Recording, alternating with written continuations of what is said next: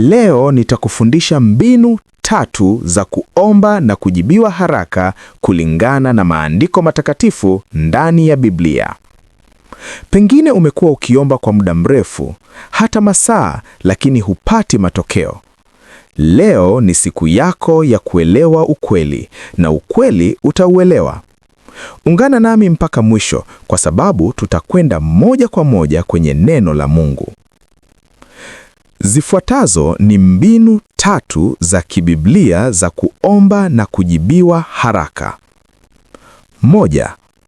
Omba kwa imani bila mashaka.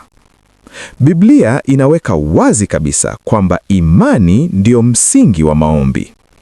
Yakobo 1:6. Lakini na aombe kwa imani pasipo shaka yoyote, maana mwenye shaka ni kama wimbi la bahari linalopeperushwa na upepo. Hii ina maana gani? Usiombe huku una doubt, yani usiwe na mashaka unapoomba.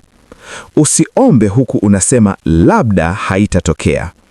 Amini kwamba Mungu anakusikia na anakujibu. Marko 11:24. Yoyote mnayoomba mkisali, aminini ya kwamba mnayapokea, nayo yatakuwa yenu. Hii ndiyo siri. Amini kabla hujaona. 2. Samehe wengine kabla ya kuomba. Hii ni kanuni ambayo watu wengi wanaipuuza, lakini Biblia iko wazi sana. Marko 11:25. Na nyinyi msimamapo na kusali, sameheni, mkiwa na neno juu ya mtu, ili na Baba yenu aliye mbinguni awasamehe nyinyi makosa yenu. Hii ina maana gani? Ukibeba chuki au uchungu, maombi yako yanazuiwa. Mathayo 6:14-15. Kwa maana mkiwasamehe watu makosa yao, na Baba yenu aliye mbinguni atawasamehe nyinyi makosa.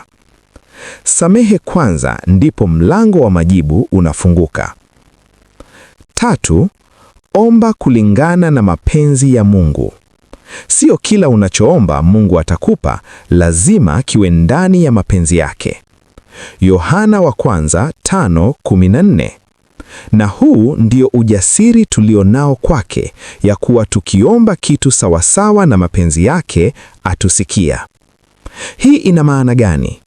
Omba kile kinachokubaliana na neno la Mungu. Omba kwa uongozi wa Mungu, sio tamaa zako tu. Mathayo 6:10. Mapenzi yako yatimizwe. Hapa ndipo maombi yanapokuwa na nguvu zaidi. Asante kwa kutazama Siri za Ufalme TV. Tafadhali subscribe na share. Mungu akubariki.